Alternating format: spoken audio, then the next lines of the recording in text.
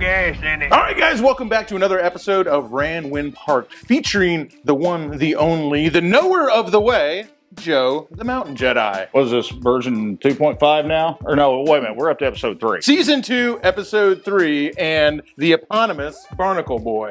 Just to kind of backtrack just a little bit from, the last episode that we put out, I've got the gas tank over there cooking right now with voltage running through it to strip all the rust out of it. Unfortunately, because of life, adulting, work schedule, things like that, I only get one day a week where me and Josh can get together and do stuff like this. So that thing's been sitting over there with, electrolytic solution in it a lot longer than what I normally do. So I'm having to kind of re-cook it, if you will. It's kind of like Grandma's twice fried chicken, but it ain't nowhere near as good.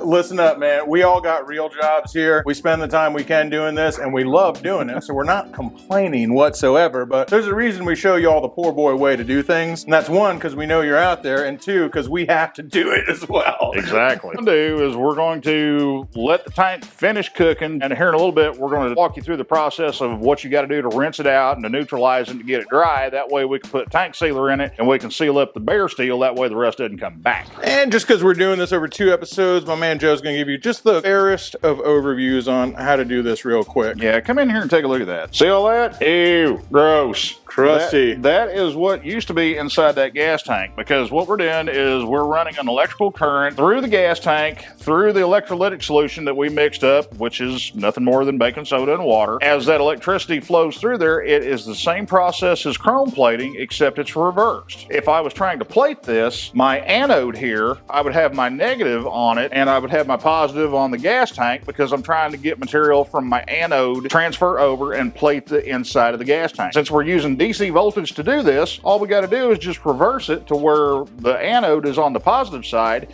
and what it does is it strips all the iron oxide, which is, the scientific, fancy, cool, nerdy name for rust. It strips that off the bare steel. That's why that bolt looks so ghastly, nasty, gross. And if you look real close on this, you can actually see where that bolt is eroding away. The threads are going away on that. That anode is a sacrificial surface. Eventually, it will erode that bolt away to nothing. A gas tank that was completely covered in rust will literally not have one single speck. Yeah, works damn good, and it's cheap. All right, so you're going to pull a couple of parts off this thing, huh? Because, it's crusty, and we were talking about it staying that way, but... We're trying here, okay? You can't polish a turd, but you can lacquer the shit out of it and then polish it to one hell of a shine. So we're going to kind of meet in the middle on there. Chrome oil tank cover, that's going to go away. We're going to get rid of him because we've got just a painted oil tank underneath here. We're going to pull the pipes off. We're going to knock the rust off of them. Then we're going to wrap them to hide the ugly and also give us a little bit of heat protection on it. Ew. Those are just going away. I ain't even going to use those things as a pry bar or, a hood prop or anything like that. They are going straight to the scrap pile, because if I handle those things too much, I'm going to end up catching something that you can't wash off with lava soap and an SOS pad. Like the chrome eyebrow that's up here, that's going to go away. I got to pull the headlight off to where we can knock the rust off of it, and we're going to shoot some paint on that. The ape hangers are going to go, because we're going to put some lower, wider handlebars on this thing, and we're putting mids back on here. We're getting rid of the goofy Daniel Boone forwards. Sorry, they may have been cool back then, but they ain't cool now. And I know there's some purists out there that are going to flame me for saying that, but I said what I said, okay? These are ugly. Going back with mid controls on this, because we got a different seat that we're going to try out on it. We're not totally sold on it yet, but what we're wanting to do with this, it's kind of like the dad of the Dirtster, if you will. It's going to get a little bit longer shocks in the back. We're going to put some kind of wannabe knobbies on it to where it's not really as aggressive as what the Dirtster is. But basically, at the end of the day, what we're building here, we're building a Bugout bike. It's going to be stupid simple. It's going to be extremely easy to service and maintain and keep running, because, especially the guys in the Discord, this conversation comes up every couple of weeks. What would be your end of the world, get the hell out of Dodge type of transportation, to where no matter what, at the end of the day, it's just got to run to get you away from the zombies, the commies, the space aliens, whoever's coming to, knock your front door down and shoot your dog. That's what we're doing with this thing. Zombies, commies, and clones. Not that we're getting political, but there ain't much difference between those three. I don't have a problem with clones, okay? I have been praying for them to get the kinks worked out of this whole cloning thing for years. It would make my life so much easier. Yeah, I guess it's just the zombies and the commies that we don't like. It's not Apocalypse Now, it's more like Apocalypse Cow, but it will make an excellent bug out vehicle. We're hoping for friendly aliens. Now, if asshole aliens like those ones from that movie Skyline show up, all bets are off, okay? This ain't cowboys versus aliens. This is Appalachia versus aliens. Oh my God. Is this the time where I say that I actually like that movie, even though it was so far out left field? No, I loved it, man. It was freaking great, dude. Yeah. I think could have made it as better as a couple of dinosaurs thrown in. Right? Everything's better when you add Godzilla. Period. End of story. Yeah, this is why me and Joe get along. Seen this with old crusty bikes where they're just button up tighter than a fucking gnat's asshole, dude. The thing is, ironheads, unless they're really, really wounded, they're not terribly bad about leaking oil. Now, we got a little bit of a dribble right here where the check screw is for the primary. I ain't too worked up over that right now because it's a little pissant paper gasket on a machine screw. If it comes down to it, I'll pull that thing out of there, put a little Teflon dope on it with a copper washer, stick it back in, and that'll be that. You want to pull this off and blast some of that chrome off and paint it? Man, yeah, that is crusty. I don't know, because I don't know how deep that rabbit hole is going to go. I'm not really worried about the chrome that's peeling off, because it's peeling off pretty easy. I'm worried about how much of the chrome is going to be sticking there. You got to sandblast chrome if you're going to try to paint on top of it, because chrome's so slick by itself, unless you rough it up to give it some tooth and something for the paint to grab a hold of and lock into, it'll slide right off. It's almost like trying to paint a Teflon frying pan. If you blast it with, some medium grit aluminum oxide in a blast cabinet just to rough it up, at that point, yeah, you can paint on top of it. The problem that you have with stuff like this, whenever you're trying to bring an old bike back from the dead, is what chrome is still stuck now may not be stuck a year from now. So if you blast it and paint it now, a year from now, this corrosion that you see right here, this is aluminum oxide, and that's living underneath the chrome. You can see where it's all bubbled up and wrinkly right here, where that aluminum oxide is just spread underneath that chrome layer.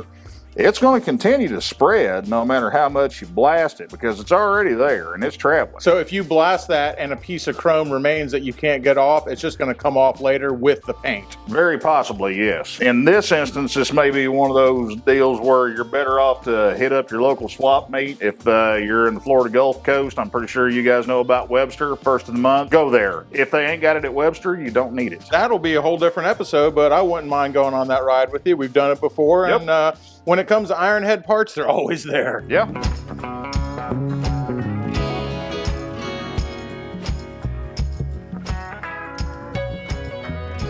The stuff that's coming out of that is crusty, dude. Well, yeah, it's crusty and nasty, but take a look at that filler neck that used to be all crusty and nasty. Yeah, it ain't crusty and nasty no more. No, that's for sure, man. Be responsible about it. Don't dump the stuff in, the storm drain or anything like that. All this is some real nasty hose water, and it's baking soda. It may kill the grass for a couple of weeks, but it's not going to contaminate the ground to where nothing's ever going to grow here. Yeah, that's what I'm saying. It ain't like it's gasoline or nothing. Yeah, I mean, it's just rusty water. Yeah, it's not like you're pouring out motor oil or anything. Don't do that. That's bad. Drain all the goo out and slosh it around just to get the big chunky stuff out. And you can see it coming out. It's gross. All that is, that rust that was inside the gas tank, it's all been pulled off of the steel. It's all getting flushed out with the water from our electrolytic solution. It just always feels weird to see water getting sprayed in a gas tank. It does seem kind of counterintuitive, doesn't it? There's a reason. Yeah. That's what I always have to tell myself whenever, logical brain says, stop, don't do that. And it's still nasty looking, but it's a lot better than what we started. That's crazy. Someone else would have just put a tank on it, but that's $120 we didn't have to spend. This tank used to be white. Someone rattle can it? Yeah, they did a piss poor paint job. No primer, no we can surface figure prep. that out. Shame on them. We can do something about that. I use the old petcock because it was stopped up and we're replacing this thing anyway. You do have to have something to plug up the bottom of the gas tank where the petcock goes, and I do not recommend using your petcock if you plan on rebuilding it or trying to run it. The electrolysis process, it will damage that petcock in the process, so you don't want to do that if you're going to try to salvage it. We got the tank rinsed out. We got the majority of the water out of it. Looky there. That's pretty. Now that looks about 1,016% better than what we started out with. I know it's kind of hard to see here on the camera, and I apologize, but trust me, take my word for it. That is massively better than what it was. If I can get some light down there where y'all can see it. There we go. See? Look, clean, pretty bare steel. Okay, now let's be honest here, okay? Is that 100% absolutely cherry pristine like it was when it just come out of the assembly line? No, it's not. Is it usable? Absolutely. Truth be told, if you didn't put a liner coat in here, technically, yeah, you could put gas in it, run it, keep an inline fuel filter on it. The rust is going to eventually come back, and it will come back progressively worse and worse until it creates a problem. So that's why we're going to seal it. Now, the thing is, to be able to seal this tank up with the product that we're using, the tank's got to be dry. Also, it's got to be degreased. We're going to kind of kill two birds with one stone on that, because what we're going to do, denatured alcohol, you can also use rubbing alcohol as long as it's 91% isopropyl alcohol. You know, basically the high octane stuff. The denatured alcohol, it works better, it cuts grease, it evaporates, it doesn't leave any kind of a film. We're going to take our sacrificial petcock and plug the hole back up in the bottom of the tank, and it's just going to be in there for a little bit, so you ain't got to hoss it down with a wrench or nothing like that. Hand tight's perfectly fine. We're going to take our alcohol here, about half a can, you know, about a pint, that's all you need. But dump that straight in the tank. You want to make sure you get enough in there to where it got a good even coating to where if it does have some oil residue left over in there, you want to make sure that it doesn't go off, if you will, and get overwhelmed by how much residue may be in there. Because also you got to remember, there's still a little bit of water in here we got to get out too. And that alcohol is going to pick it up and break it up, and the water is going to come out whenever we drain this. Slosh it around a little bit, gets a good even coat, breaks up all the water and everything. And then we're going to drain it out. And normally I would say take this and drain it into, you know, a plastic jug or something like that you keep your old used motor oil in. That way you can dispose of it properly. In our case right here, right now, since we're a little low on solvent in the solvent tank, I am going to put this in our solvent tank because two reasons. One, all of my drain jugs right now are full. We got to make a dump run to dispose of our used motor oil. And number two, if you guys are like me and you're in a, how shall we say, marriage, long-term arrangement, domestic partnership, or otherwise, this is a step you need to take to ensure domestic tranquility from a significant other, because you damn sure don't want to dump this stuff in mama's potted plants out there in the carport when she ain't looking, because it's going to kill them all off. They're going to smell funny, and then she's going to come looking to put a knot on your head. Just a little wiggle jiggle with it. You got to shake it to be able to get as much of the alcohol out as you can, because the alcohol will prolong the curing process of the liner coat that we're putting in here. Okay, if you guys have been around the block for a while now, probably everybody's heard of cream gas tank coating. Been around since forever. I started using this stuff back in the 90s whenever I first started out in the bike business. So yeah, it's been out there a while. Now, Eastwood makes their stuff. It's called gas tank sealer. Real original name, ain't it? As much of the cream as I've used, I'd heard about this, but I never actually tried it. So I figured I'd take a stab at it. Money-wise, about the same. Got this off of Amazon, got dropped off here at Rapstar Garage, and it cost us like 24 bucks, something like that. So it's pretty much on par with what you buy the cream coat for. But you can get it off Amazon, and it'll be here in a couple of days with free shipping. Just opening this stuff up, the first thing that hit me, this is the exact same product as cream. It's just in a different bottle with a different label on it. It smells the same, it looks the same, it behaves the same. They tell you to cork the tank up, pour some in, roll the tank around to let it coat, and then prop the tank up to let the excess drain out and let it sit to where, you know, it'll kind of start curing a little bit, and then pour more in, roll it around, coat it again. I do it a little bit different than that. What I will do, now you do need to take precautions if you've got nice paint on your tank. You can take WD-40, or you're paranoid about it if you got some money tied up in a paint job on a tank that you're trying to save. What works really good is fogging oil, like for storing a two-stroke outboard motor or jet ski. Just mist some of that all on the outside, rub it around. It's not going to damage your paint as long as you don't leave it sitting on there for 3-4 weeks, something like that.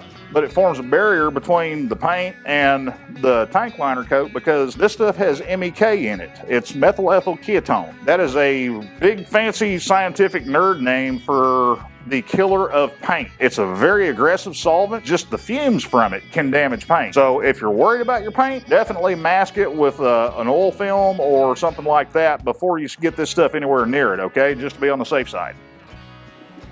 Here in Florida, I don't know if you guys realize this, it's hot. This stuff will cure quicker when the temperature is higher. You guys that live in the Great White North, you're gonna have to be patient, let her wobble and ride it out, because it's gonna take longer for this stuff to cure up. Down here, 2 days, 3 at the outside if the humidity's up kind of high, you know, like we're getting into monsoon season here. 3 days, it'll be done, you'll be good to go. If it's cooler or if the humidity's up, yeah, you're gonna have to wait on it longer, but the end result's all the same. I've got that whole bottle in there, and it's a pint, and what I'm doing is I'm rolling the tank around to let that stuff distribute inside the gas tank. Starts building a film layer and it builds up a coat. Oop, accidentally poured some out there and I didn't intend to, but that's why I was holding it over the solvent tank, because I've done that before. And I'll tell you right now, if you get this stuff in your clothes, say goodbye to them, because you're gonna have to toss them. You ain't getting it out. What I like to do is, you can see in that filler neck how I've got some in the filler neck, and I try to do it whenever I'm pouring it in there. It's just I'm out of hands right now because I'm having to work the camera and do this at the same time. And I ain't even really working the camera because it's propped up on a tripod. Try to get a little bit in that filler neck just to coat that filler neck, because you're gonna always see rust develop there first, because that's the first thing you see when you pull the gas cap off. See, you see down inside there?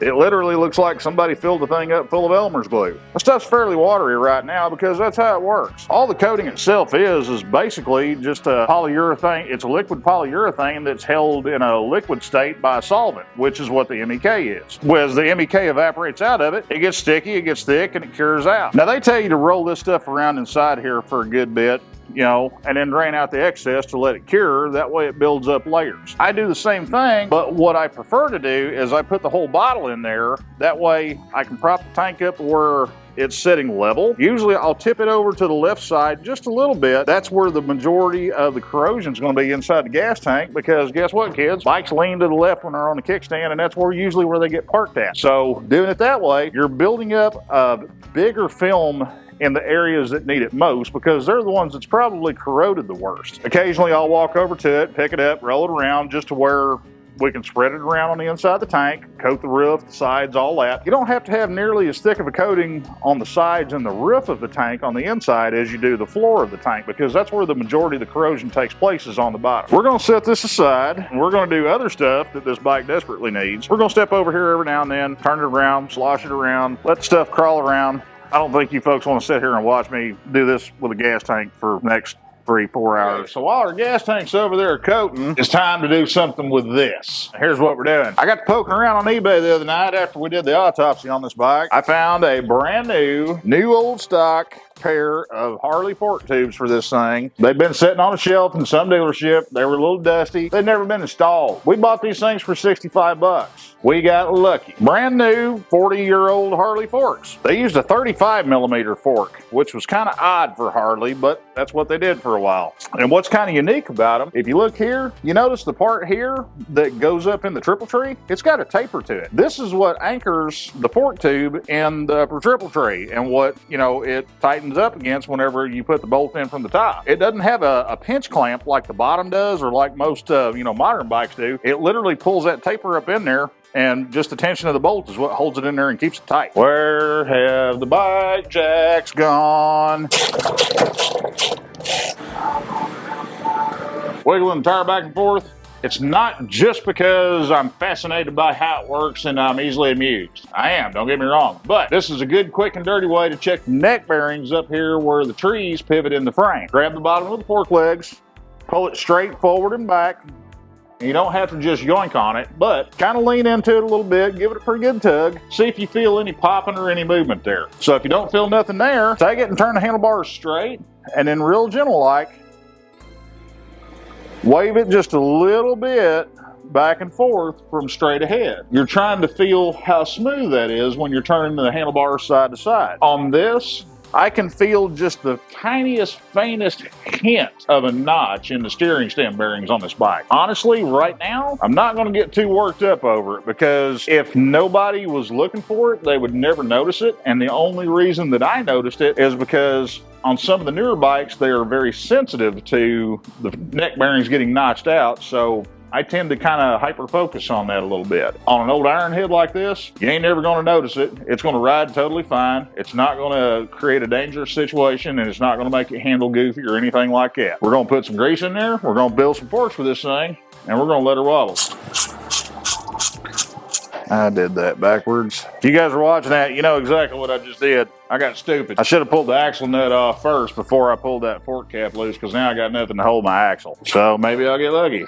Holy shit, I got lucky. So now let me shift back into mechanic brain mode here and do the stuff that I know I need to do and everything instead of worried about, you know, talking to you fine folks on the camera. Don't get me wrong, I love doing it, but it's a little distracting. Ooh, shiny object. Obligatory fat boy fuel. These things are like cracking the sack. Didn't we just do this a couple weeks ago on a Kawasaki? This feels oddly familiar.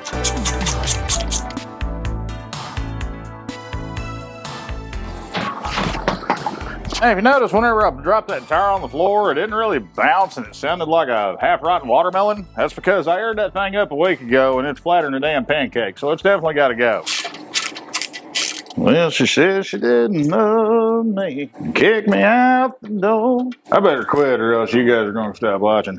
Not to mention all the Chris Stapleton fans out there are going to start giving me a hate mail because I'm butchering the shit out of some really good damn music.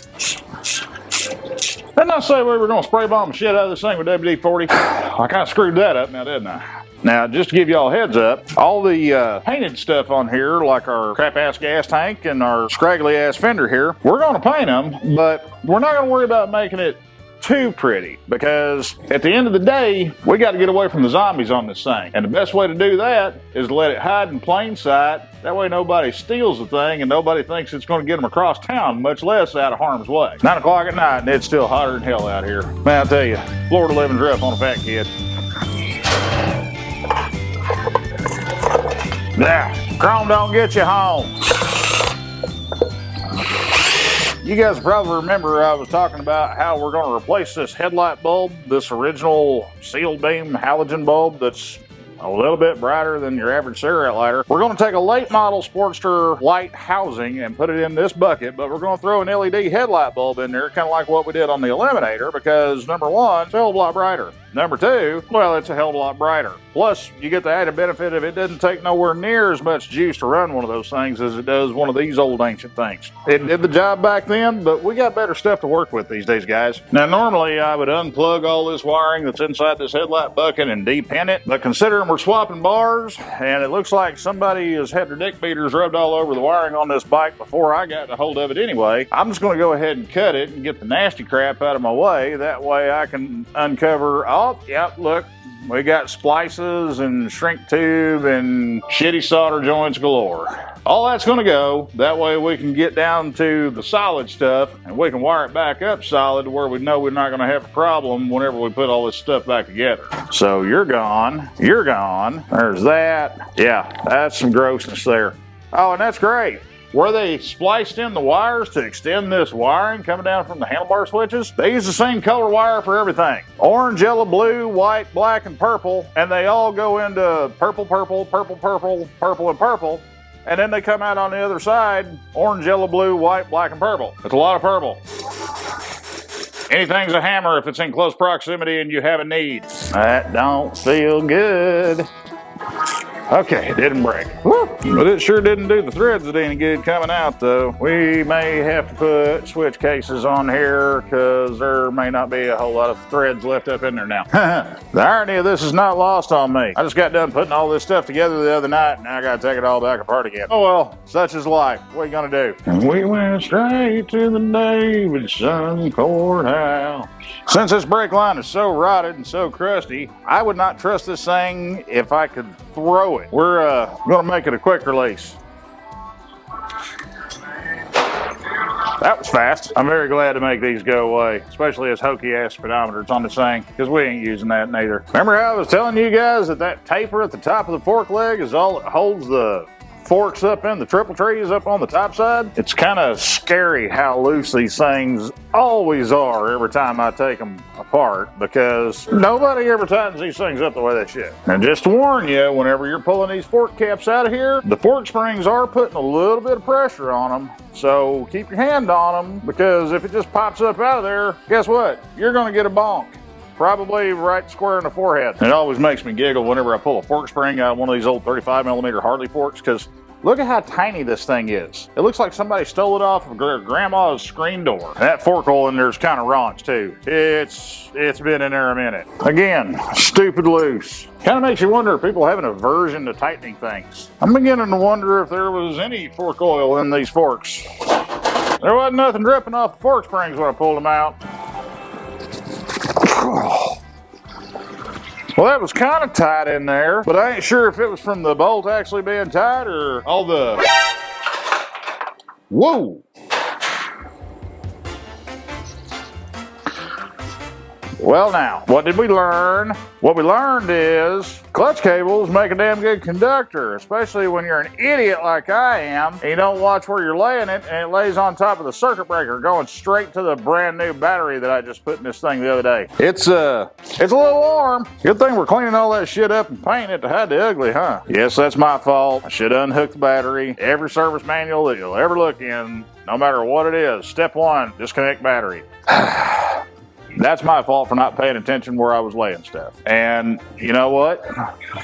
This is a good thing to put out there because this is a good time to put it out there. I put in a full shift at work today, 9 hours, plus I drove an hour to get there and then I drove an hour to get over here from work whenever I left work. It's a little after 10 o'clock right now. And to be honest with you, I'm kind of shagged and bagged. It's been a long week. Been running around like a chicken with my head cut off. Whenever I catch myself doing something stupid and careless like that, that's a sign to me, from me to me, hey dummy, you need to stop because you're losing sight of the big picture and you're fixing to do something really stupid or really expensive, one way or the other. So I'll tell you what, gang, I'll catch you on the flip side. We'll have some more stuff for you that's a little bit more funner, a little bit more gooder on the next video with this thing, and we'll have some stuff where it's not as scabby, but it ain't gonna be that shiny neither whenever it goes back on there. Till then, on the next trip, I'd appreciate it if you guys give me a shout either on the Discord or on the Patreon. Don't have to spend one plug nickel to join my Patreon. It's 100% free. You know, it's solely up to you guys whether or not you want to kick in anything to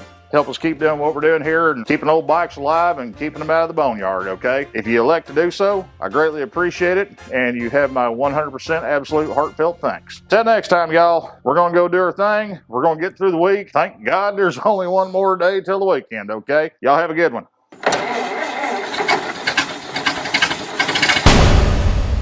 It ain't got no gas in it.